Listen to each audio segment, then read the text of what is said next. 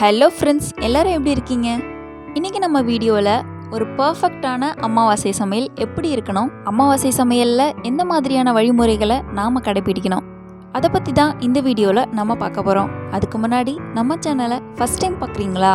அப்போ ரெட் கலரில் இருக்க சப்ஸ்கிரைப் பட்டனை ப்ரெஸ் பண்ணிக்கோங்க. கூடவே பெல் ஐக்கானையும் கிளிக் பண்ணிக்கோங்க. அப்போ தான் நான் போடுற வீடியோஸ் உங்களுக்கு உடனடியாக வந்து சேரும். ஸோ மார்னிங்லேருந்து விலாக் ஸ்டார்ட் ஆகுது. எப்போதும் போல் அமாவாசை அன்னைக்கு குழந்தைங்களுக்கு மட்டும் டிஃபன் செஞ்சு கொடுத்தாச்சு. நானும் அத்தையும் மார்னிங் பிரேக்ஃபாஸ்ட் சாப்பிட மாட்டோம். அமாவாசைக்காக விரதம் இருப்போம். ஸ்ட்ரைட்டாக சாமி கும்பிட்ற வேலையெல்லாம் முடிச்சுட்டு லஞ்சு தான் சாப்பிடுவோம். சமையலுக்கு தேவையானதெல்லாம் இங்கே எடுத்து வச்சுருக்கோம். ஒரு பெரிய பாத்திரத்தில் நல்ல தண்ணி ஃபுல்லாக பிடிச்சி வச்சுருவோம். இந்த தண்ணியை தான் சமையலுக்கு நாங்கள் யூஸ் பண்ணுவோம். வேறு எந்த தண்ணியும் எடுக்க மாட்டோம். மணி இப்போது காலையில் 9 மணி இருக்கும். வடைக்கு உளுந்து, சாப்பாடுக்கும் அரிசியும் ஊற போட்டு வச்சுருக்கோம். சமையலுக்கு தேவையான காய்கறிகள்லாம் நறுக்கி வச்சாச்சு. அவரைக்காய், இது பார்த்திங்கன்னா அகத்திக்கீரை பாதி மாடுக்கு கொடுத்துட்டோம். மீதி பாதியை தான் இங்கே குட்டி குட்டியாக நறுக்கி வச்சுருக்காங்க.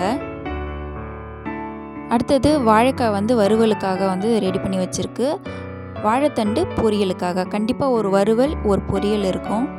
யூஸ்வலாக அமாவாசை அன்னைக்கு வாழைக்காய், அவரைக்காய், வெண்டைக்காய் இந்த மாதிரி தமிழ் காய்கறிகளை தான் நம்ம யூஸ் பண்ணுவோம். அமாவாசை அன்னைக்கு சூரியனும் சந்திரனும் ஒரே கோட்டில் வர்றதுனால சந்திரனோட பாதிப்பு நமக்கு இருக்குமா? அந்த நேரத்தில் நம்ம உடலுக்கு தேவையான பொட்டாசியமும் சோடியமும் நிறைந்த காய்கறிகளை நாம் எடுத்துக்கணும்னு அந்த காலத்திலேயே பெரியவங்க சயின்டிஃபிக்காக சொல்லி வச்சுருக்காங்க.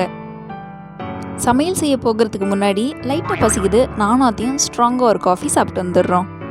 அவரைக்காய் சாம்பார் ரெடி ஆகிட்டே இருக்குது. அதுக்கு முன்னாடி ஒரு முக்கியமான விஷயம், அமாவாசை சமையலில் பூண்டு, மசாலா ஐட்டம்ஸ் இந்த மாதிரி விஷயங்களை அறவே சேர்க்கக்கூடாது.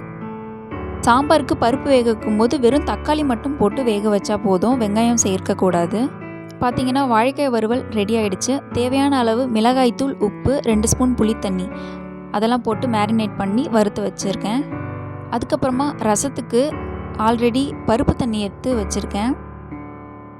அந்த பருப்பு தண்ணியிலேயே ரசத்துக்கு தேவையான தக்காளியை நறுக்கி போட்டு வச்சுருக்கேன். அடுத்தது இங்கே வாழைத்தண்டு பொரியல் ரெடி ஆகிட்டுருக்கு. எப்போதும் போல் தேவையான அளவு எண்ணெய் விட்டு கடுகு, கருவேப்பிலை, பச்சை மிளகாய், கடலப்பருப்பு இதெல்லாம் போட்டு தாளிச்சிட்டு வாழைத்தண்டு போட்டு வதக்கிக்கோங்க. இதில் வெங்காயம் சேர்க்கக்கூடாது. நான் இது கூட அகத்திக்கீரையும் சேர்த்துக்க போகிறேன். கீரையை தனியாக கொடுத்தா குழந்தைங்க அவ்வளோவா சாப்பிட மாட்டுறாங்க. இந்த மாதிரி பொரியல் கூட சேர்த்து கொடுத்தா கண்டிப்பாக விரும்பி சாப்பிடுவாங்க. எப்போதுமே பொரியலில் வெங்காயம் சேர்க்கும் போது ஒரு தனி ஃப்ளேவர் கிடைக்கும். இப்போ இந்த சமையலில் நம்ம வெங்காயம் சேர்க்கக்கூடாது. அதனால் இந்த மாதிரி தேங்காய் பூ அதிகமாக சேர்க்கும் போது பொரியல் ரொம்பவே டேஸ்ட்டாக இருக்கும். ஸோ நமக்கு பொரியல் ரெடி ஆயிடுச்சு.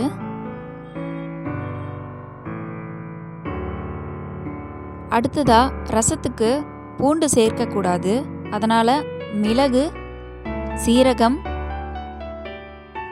தேவையான அளவு காஞ்ச மிளகாய் இதை மட்டும் போட்டு நம்ம கிரைண்ட் பண்ணி எடுத்துக்குவோம். ரசத்துக்கு தேவையான கொத்தமல்லியை நறுக்கி எடுத்துக்கலாம்.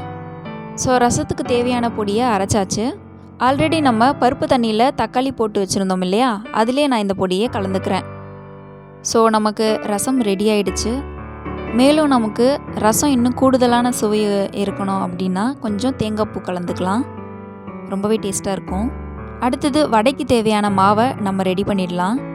இப்போ இந்த வடைக்கு நம்ம வெங்காயம் சேர்க்கக்கூடாதுன்னு சொன்னேன் இல்லையா, ஸோ அதுக்கு பதிலாக என்ன ஆல்டர்னேட்டிவாக யூஸ் பண்ணலாம் அப்படின்னா மிளகு, சீரகம், உப்பு தேவையான அளவு. அமாவாசைக்கு இந்த வடை தான் எங்கள் வீட்டில் செய்வோம். ரொம்பவே டிஃப்ரெண்ட்டாக டேஸ்ட்டாகவும் இருக்கும். எப்போதுமே எங்கள் வீட்டில் எங்கள் அத்தை தான் வடை செய்வாங்க. இந்த வடை செய்கிற வேலையை மட்டும் சமையல்லாம் முடிச்சுட்டு நாங்கள் கடைசியாக தான் வச்சுப்போம். ஸோ ஓரளவு எல்லா வேலைகளையுமே முடிஞ்சிருச்சு. கடைசி ரெசிபி பைத்தம்பருப்பில் வெல்லம் போட்டு பாயசம் செஞ்சுருந்தோம். அமாவாசைக்கு அதுதான் ஸ்பெஷல். ஓரளவுக்கு சிம்பிளாக அமாவாசைக்கு சமையல் ரெடி பண்ணியாச்சு.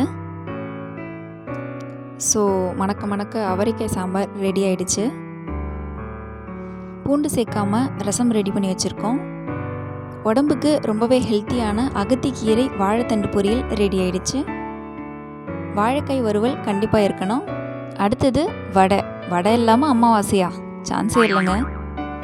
அமாவாசைக்கு ஸ்பெஷலான பைத்தம்பருப்பு பாயசம். ஸோ ரொம்பவே நிறைவாக அமாவாசை சமையலை நம்ம முடிச்சிட்டோம். சாதாரணமான நாட்களில் இருக்கிற சமையலை விட இந்த மாதிரி அமாவாசையில் ஒரு நுணுக்கமான ஒரு வழிமுறைகளை நம்ம கடைப்பிடிச்சு தான் இந்த சமையலை நம்ம செய்கிறோம். அதை பற்றி தான் உங்ககிட்ட நான் ஷேர் பண்ணிக்கணும் அப்படின்னு நினச்சேன்.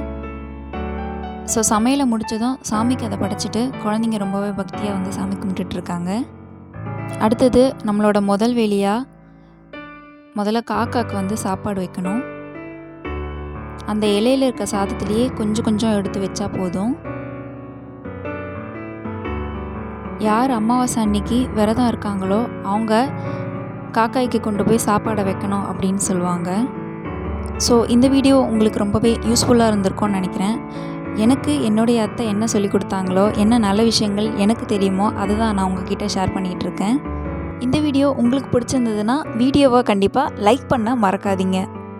உங்களோட சஜஷன்ஸை கமெண்ட் செக்ஷனில் கண்டிப்பாக சொல்லுங்கள். அப்போ தான் அடுத்தடுத்து வீடியோ போடுறதுக்கு எனக்கு ரொம்பவே என்கரேஜிங்காக இருக்கும். தேங்க்ஸ் ஃபார் வாட்சிங்.